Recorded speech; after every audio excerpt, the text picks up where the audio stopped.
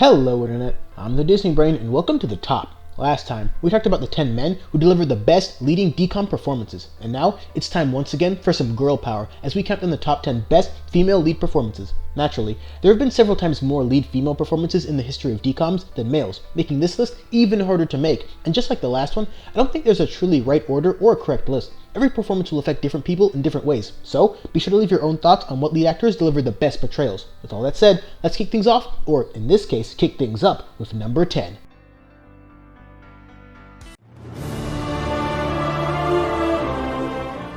Gotta Kick It Up is a fun, very well directed movie that is a bit by the numbers, but sensibly delivers for the most part. At the heart of the story is the character of Daisy, who serves as something of the unofficial captain of the dance team. This is where the connection between good direction and good acting comes in that I briefly mentioned in the last top video, because Ramon Menendez is no stranger to directing great characters, and he got a great performance out of Camille here. She's able to seamlessly transition from fiery contrarian to captivating leader, and while doing so, convey a rather wide range of subtle emotions while going through several highs and lows in the context of the film.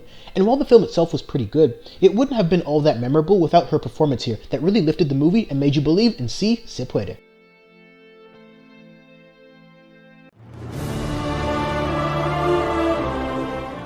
Despite evidence that would strongly suggest otherwise, yes, Debby Ryan can in fact carry a film through her acting, and I wouldn't have believed it myself if I didn't watch it all unfurl. Everything about her great character portrayal here involves nuance, patience, and pacing, all while her character of Tara is slowly but surely becoming more and more like her alter ego Radio Rebel. This film is relatively standard in several ways, but the way they handle Tara is pretty much spot on, because you can always feel that gradual, calculated ascent towards a conclusion where all is revealed. It's a realistically difficult transition to go from where she was at the beginning of the film to where she ended up, but it all works regardless of the film elements beyond that. And while her acting here is easily the best of Debby Ryan's career, it doesn't quite jump out and grab you like the performances just above it.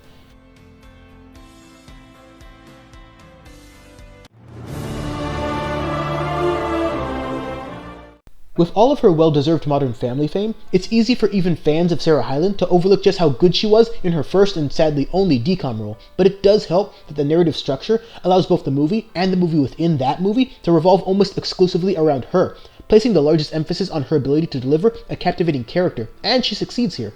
The idea of taking a closer look at someone who would otherwise be just another popular girl is probably the most brilliant concept for a DCOM in some time, and it works because Sarah knows how to balance being that popular girl while also subtly transitioning into the real version of her character Dylan, a version that was left behind when she entered high school. It's a movie with so much depth and brains and heart to go along with Sarah's great acting and her eventual revelation of what truly matters in life, and the journey to that point is beautiful.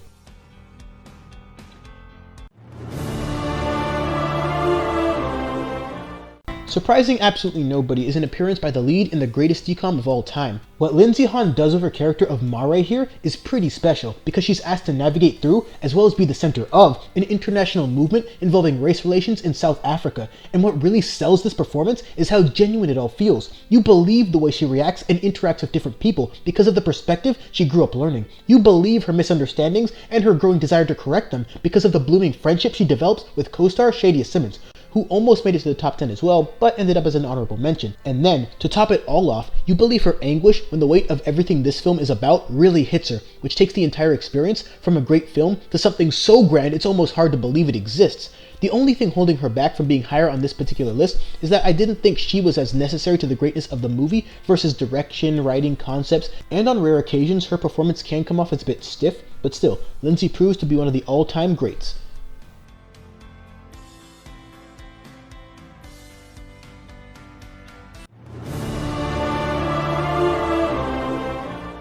One of the all-time best DCOMs is in part anchored by the character of True. Clara Bryant does really well here to convey two very contrasting emotions towards her situation that both make sense given the context of events. It's difficult to toe that line between annoyed but reasonably so because your situation is hard, while also understanding that your brother's situation is harder, but for the most part, she makes it work. And the way she works off Shia LaBeouf as Eddie here really creates an exceptionally effective brother-sister dynamic. Placing her on this list was the biggest challenge because her overall performance had great peaks and some less than spectacular valleys, especially with how she relates to the mother of the family. So honestly, she could have been 2, she could have been 10, it's hard to say for sure. But when she finds herself in powerful moments, she delivers powerful acting and help make True Confessions pure, unadulterated art.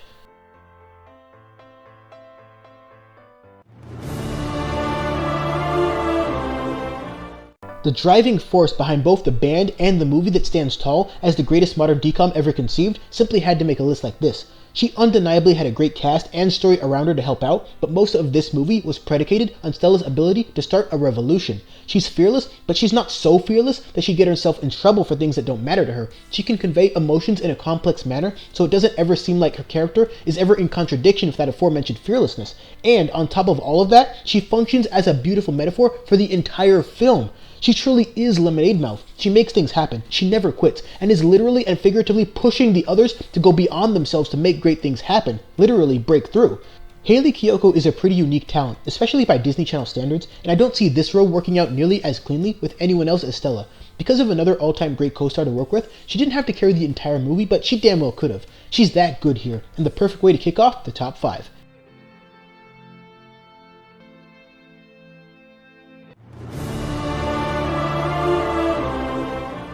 Speaking of being the driving force behind a movie, Beverley Mitchell as Erica Enders is the literal interpretation of just that.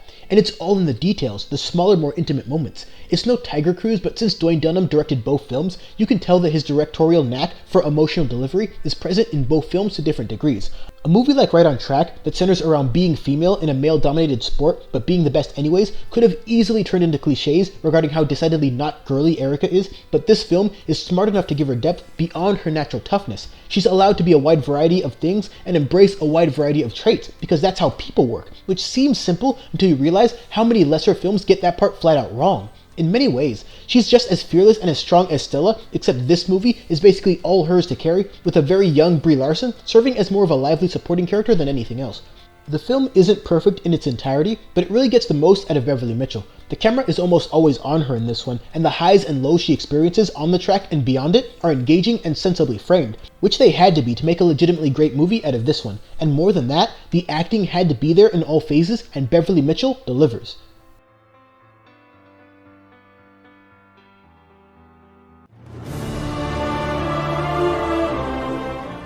While many would likely consider Marnie to be the true-to-form lead of this film, and for good reason, Debbie Reynolds knocks it out of the park in her portrayal here. She has 82 acting credits, and that wealth of experience came through in a big way. She's not just the lovable grandma here, even though she is a grandma and very endearing, but she goes beyond that and looks to understand her grandchildren, allows them to see a new side of themselves. Even Dylan is a better character when Aggie Cromwell is around. The way she interacts with every single character in the film has its own charm to it, and if she doesn't represent the spirit, the heart, and yes, the magic of everything the original Halloweentown did right, nothing does.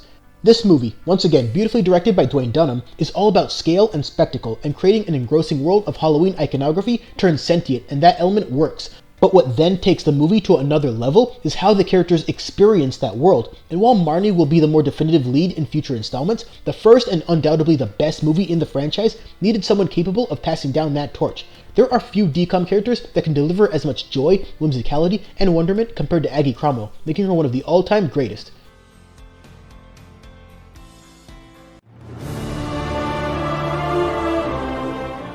Selena Gomez rose her acting to such an incredible level in the context of the Wizards movie, while also being fully in line with the Alex Russo most of us know and nearly everyone loves. The reason the Wizards movie works so well is because the brilliant Lev L. Spiro places the focus on family and the dynamics thereof. Initiating most of the plot with the mother-daughter conflict was very well done and shows a very novel side of the Wizards world. And, because of the lack of laugh tracks, the humor feels more natural, and the personalities of both Alex and Justin are given a lot of room to not just uniquely develop, but shine. And the movie captures emotions in such special ways. This brother-sister dynamic is arguably just as good, if not better in some instances, than even True and Eddie, and that's saying a lot.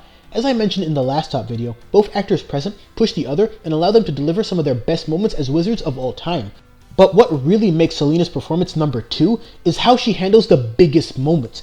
We all remember the engrossing speech she gave to Justin in the aftermath of their Sword of Family Wizarding competition. Talk about resonating. That moment was perfect. You could basically sum up everything that's great, everything that works, everything that's beautiful about Wizards of Waverly Place in that singular scene. Selena always felt born to play Alex Russo, but the way she acted here was the best version of that character I've ever seen, and so very close to earning the top spot here. But who broke through to earn the number 1 spot? We'll get there. But first, let's bring in some honorable mentions.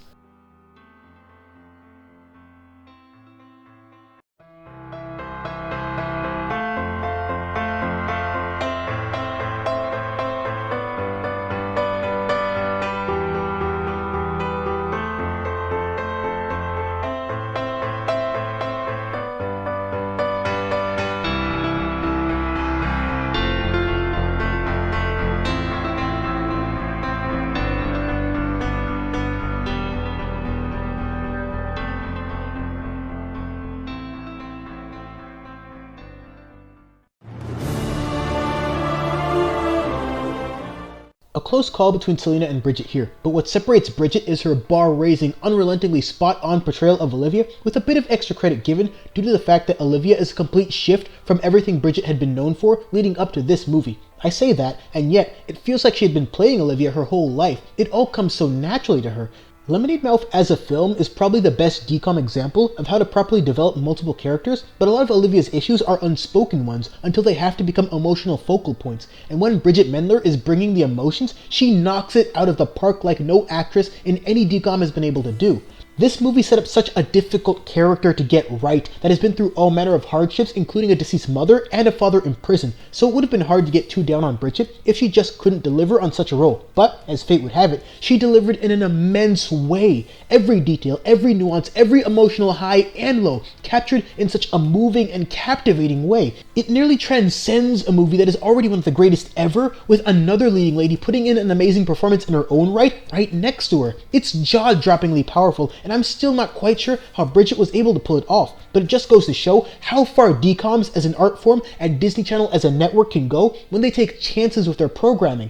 Lemonade Mouth would not have been nearly as great without Bridget Mendler providing the emotional backbone behind it all, and doing so in a spectacular way. I honestly don't think we may ever get a lead female performance as great as this one, so I don't predict her top spot being challenged anytime soon. She's number 1, so the list is done.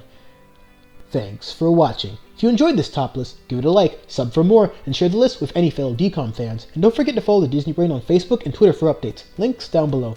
The coming days will bring with it a mystery video, followed by the DCOM review of The Swap, a movie that really snuck up on me release date wise, but hopefully it's at least better than the last one. So, lots to look forward to. Until then,